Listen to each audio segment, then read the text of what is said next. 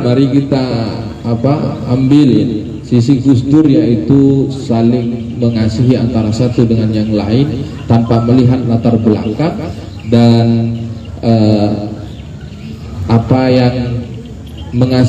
jangan suka bermusuhan, mencaci dan lain sebagainya, walaupun perbedaan seperti politik yang nanti akan terjadi pada tahun 2024. Pontianak Utara kami usahakan untuk tidak mudah terpengaruh oleh isu-isu politik konvensional yang dapat menjadi konflik komunal, konflik antar suku, konflik antar agama. Kita akan jaga stabilitas keamanan di Pontianak Utara ini. Mudah-mudahan dengan barokah kita mengadakan haul Gus Dur pada tiap tahunnya ini, apa yang kami cita-citakan dan apa yang diinginkan oleh seluruh Nahdien Pontianak Utara secara khusus, secara umum kepada Nahdien Kota Pontianak, itu semua tercapai dengan mudah. Amin ya rabbal alamin. Assalamualaikum warahmatullahi wabarakatuh. Al-Mukarram wal Muhtaram, para alim, para kiai, para asatid, para ustazah, wabil khusus Gus Durian, senior-senior kami, pada para pengurus Nahdien baik tingkat MBC, Kepemudaan, Ansor dan Fatayat. Di sini juga terlupakan dari PC IPPNU juga hadir, dan kita juga kehadiran dari PC Ansor Kota Pontianak, Gus Bukhari. Alhamdulillah semuanya hadir, duduk di sini dalam keadaan sehat walafiat. Salawat beserta salam juga mudah-mudahan tercurahkan kepada junjungan kita baginda Nabi Muhammad Sallallahu Alaihi Wasallam. Untuk memulai refleksi tentang Gus Durian, alangkah baiknya jika saya menyampaikan sebuah hadis yang dulu pernah saya sampaikan pertama kali menyampaikan Mau'idotul Hasanah ya, tahun pertama sebagai ketua MBC Pontianak Utara di sini. Rasulullah pernah bersabda, Ar-Rahimu yarhamunar Rahman, irhamu man fil ardi yarhamhu man fis sama. Orang-orang yang saling mengasihi, orang-orang yang mengasihi, yarhamuhumur Rahman, orang-orang tersebut dirahmati oleh Zat yang Maha Pengasih, dikasihi oleh Allah Subhanahu wa Ta'ala. Maka irhamu, berkasih sayanglah kita, saling mengasihilah kita, saling menyayangilah kita. Irhamu man fil ardi, orang-orang yang ada di bumi, yarhamhum man fis sama, maka penduduk langit juga insya Allah akan menyayangi dan mengasihi kita semua. Amin ya rabbal alamin. Bapak, Ibu, para kiai, rahmat ini sederhana, tapi perlu diketahui dulu baginda Nabi Muhammad Sallallahu Alaihi Wasallam ketika sahabatnya diminta untuk baca Al-Quran dan diperdengarkan kepada baginda Nabi dalam surah An-Nisa ayat 41, Rasulullah meminta Ibnu Mas'ud untuk berhenti karena di sana bagaimana keadaan orang-orang yang di dunianya lalai, keadaan orang-orang di dunia yang selalu sibuk dengan kehidupan duniawinya, keadaan orang-orang yang selalu mengikuti hawa nafsunya. Di situ yang menjadi saksi adalah baginda Nabi Muhammad Sallallahu Alaihi Wasallam.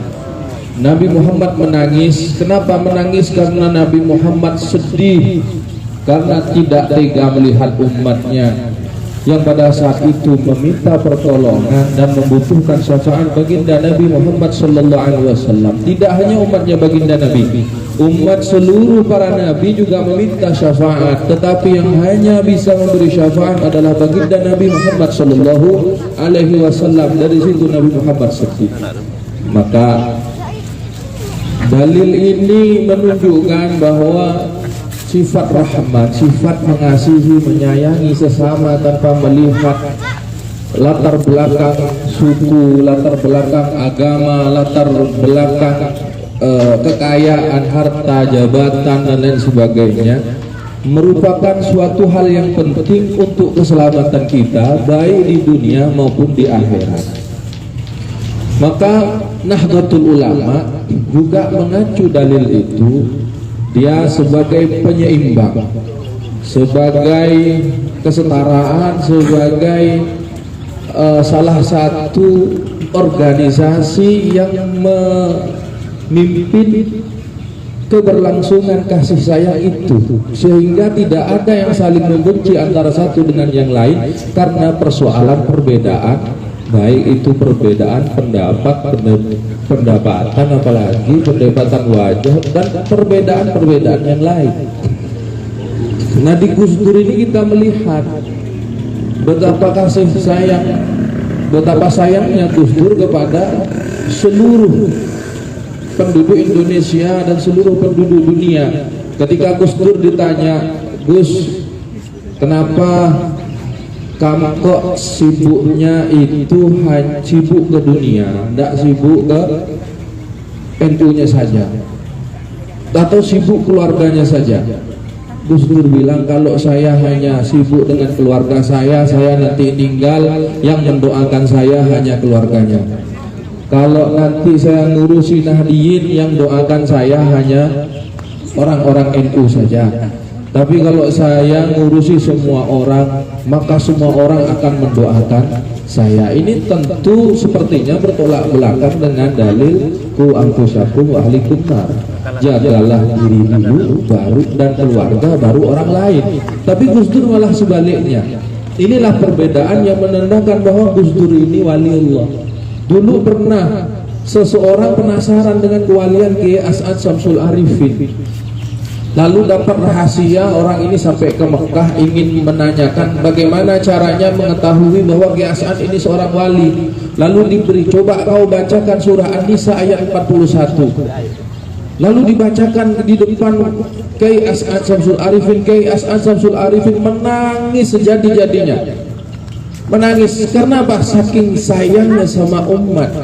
Jadi ciri-ciri wali diantaranya adalah mengasihi dan menyayangi.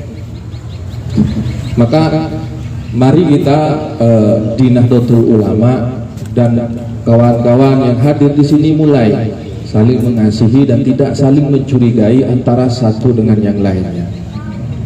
Untuk bercerita tentang, mungkin saya bisa cerita pengalaman-pengalaman yang diceritakan oleh orang lain karena belum pernah saya langsung bertemu dengan Gus Dur, tetapi ketemu dengan Gus Durnya. Di Kalbar ini ada seorang tokoh bernama Profesor Dr. Syarif Ibrahim Al-Qadri. Beliau di bidang penanganan konflik atau resolusi, atau disebut dengan apa itu ya, perdamaian antara suku ketika ada konflik di Sambas, konflik di Sekadau yang ada di Kalbar ini. Beliau selalu turun ke lapangan. Tiba-tiba dapat surat dari presiden yang bernama Abdurrahman Wahid, dan itu membuat terkejut Profesor Dr. Syarif Ibrahim Al-Qadri. Setelah datang lalu mendapat piagam, profesor ini bingung, kok bisa Gus Dur tidak pernah kenal saya ini berkecimpung di bidang perdamaian, rekonsiliasi bahasa ilmiahnya, dari dulu zamannya Soeharto, dari dulu zamannya Mbak Bibi, tidak pernah ditengok-tengok sama pemerintah, bantuan dari pemerintah sedikit pun tak pernah. Tapi ketika Gus Dur jadi presiden, moro-moro dapat surat, dapat undangan untuk ke istana dan disiapkan rencana penghargaan. Ditanya langsung, beliau manggilnya Gus Kiai. Gus Kiai, apa memangnya jasa saya kok saya layak dapat rencana penghargaan dari presiden? Gus Dur selesai jawabnya, lah menurut sampean apa? Layak enggak? Ya menurut saya layak. Ya sudah, gitu saja jawaban Gus Dur. Ya memang beliau layak. Profesor Dr. Syarif Ibrahim Al-Qadri ini memang beliau tidak turun langsung berkecimpung ke Kalbar Gus Dur, tapi melalui penghormatan kepada Profesor Dr. Syarif Ibrahim Al-Qadri. Kalau perlu Bapak ketahui bahwa beliau ini guru semua pejabat yang ada di Kalbar, baik dari ujung barat sampai Timur itu kenal dengan Profesor Syarif Ibrahim Al-Qadri, sampai pejabat kepolisian, pejabat pemerintahan, Cornelis itu semua kenal dengan Profesor Dr. Ibrahim Al-Qadri. Kalau ketemu semua salaman, cium tangan. Dan perdamaian yang terjadi di Kalbar itu tidak jauh daripada Profesor Dr. Syarif Ibrahim Al-Qadri. Dan Gus Dur tahu, padahal jangankan di Indonesia, di Kalbar sendiri, di Pontianak sendiri, Profesor Syarif Ibrahim itu tidak dihargai. Tapi saking hebatnya ya, barangkali ada beliau ini seorang Habib Al-Qadri, keturunan asli Kesultanan Sultan Syarif Abdurrahman Al-Qadri. Beliau berkecimpung sejak mudanya dulu. Beliau seorang yatim, ayahnya dibunuh oleh penjajah Jepang, dibesarkan oleh ibunya sendiri sampai besar sekarang dan menjadi orang yang besar.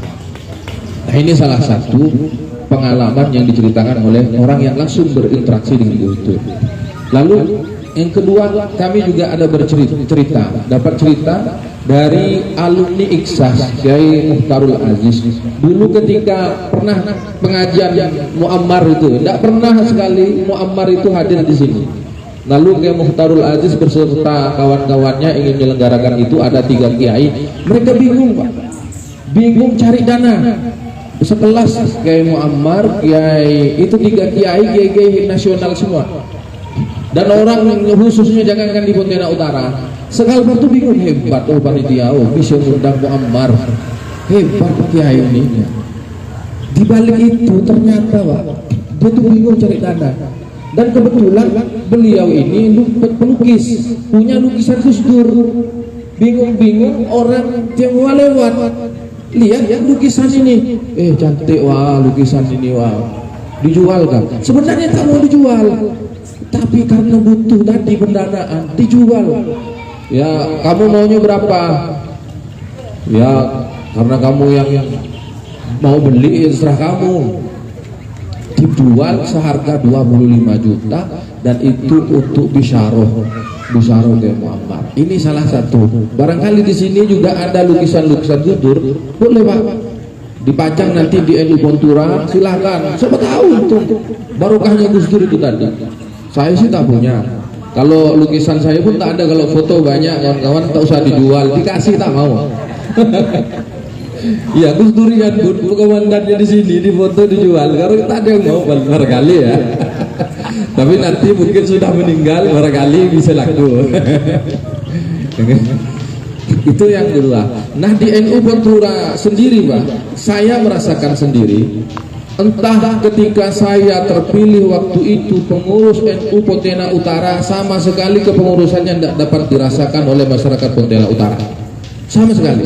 Tidak kenal Quraisnya, tidak kenal ketuanya. Apa yang dikerjakan tidak tahu. Pengurusannya tidak ada. Ketuanya siapa? Tidak tahu. Ditanya apa kegiatannya,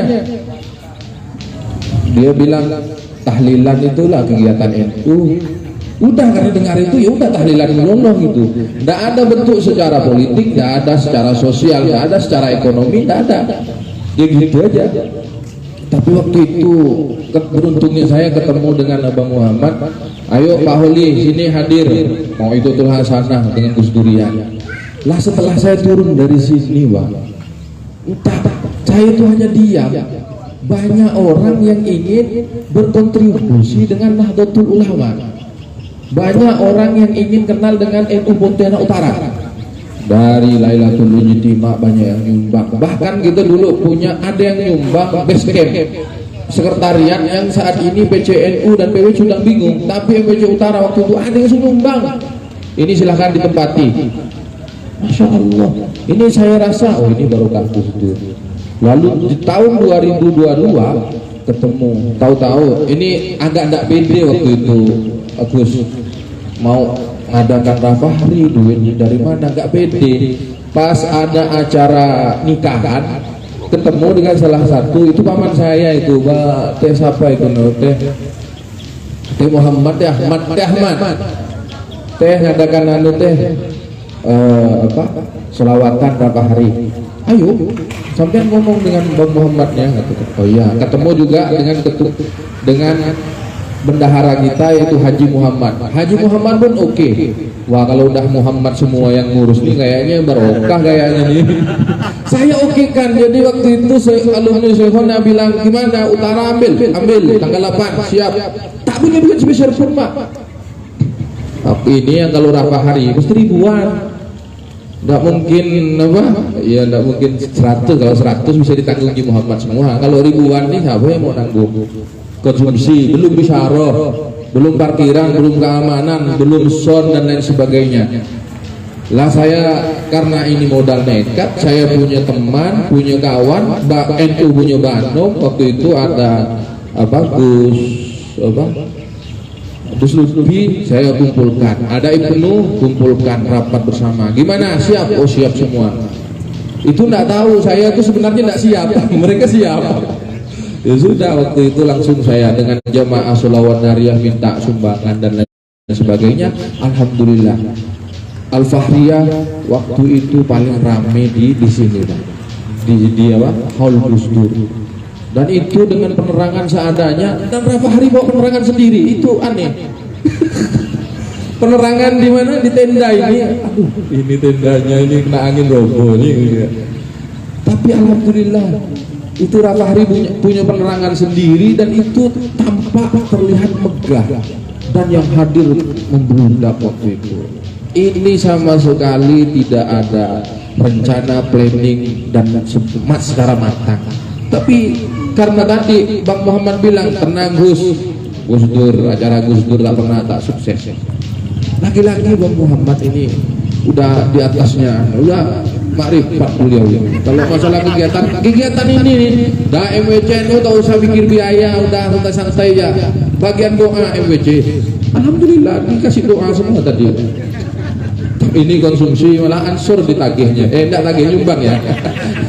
Nyumbangan konsumsi ini fatayat dan sebagainya. MWC ini cuma tadi sore jam 4 itu datang, apa kurangnya ditengok ya, tinggal melengkapi saja, itu saja MWC. Dan saya yakin ke depannya MWCNU Pontianak Utara ini akan bisa bermanfaat sebagaimana Gus Dur bermanfaat untuk orang lain. Dan pada kepengurusan MWCNU Pontianak Utara ini banyak sekali yang diselenggarakan dan itu kita tidak bisa menghitungnya. Kalau ditotalkan barangkali sudah uang ini 100 juta atau 200 juta, dan itu semua karena kepercayaan masyarakat Nahdien kepada pengurus MWCNU Pontianak Utara. Itu yang kami rasakan berkenaan dengan barokah dari almarhum Abdurrahman Wahid. Dan sekarang kami akan menerima tanggung jawab ini. Menurut Bang Ansarudin, Gus Dur, Haul Gus Dur itu terserah NU Pontianak Utara. Alhamdulillah, insyaallah 2 tahun ke depan nanti kita besar lagi kayak 2022. Yang penting Bang Muhammad ada saja di sisi saya, di samping saya gitu. Yang membuatnya itu saja barangkali ya yang bisa kami sampaikan. Untuk kesimpulan, mari kita ambil sisi Gus Dur, yaitu saling mengasihi antara satu dengan yang lain tanpa melihat latar belakang dan jangan suka bermusuhan, mencaci dan lain sebagainya, walaupun perbedaan seperti politik yang nanti akan terjadi pada tahun 2024. Pontianak Utara kami usahakan untuk tidak mudah terpengaruh oleh isu-isu politik konvensional yang dapat menjadi konflik komunal, konflik antar suku, konflik antar agama. Kita akan jaga stabilitas keamanan di Pontianak Utara ini. Mudah-mudahan dengan barokah kita mengadakan Haul Gus Dur pada tiap tahunnya ini, apa yang kami cita-citakan dan apa yang diinginkan oleh seluruh Nahdien Pontianak Utara secara khusus, secara umum kepada Nahdien Pontianak, Kota Pontianak, itu semua tercapai dengan mudah. Amin ya rabbal alamin. Mungkin hanya ini saja yang bisa kami sampaikan. Wallahul muwaffiq ila aqwamit thoriq. Wassalamualaikum warahmatullahi wabarakatuh.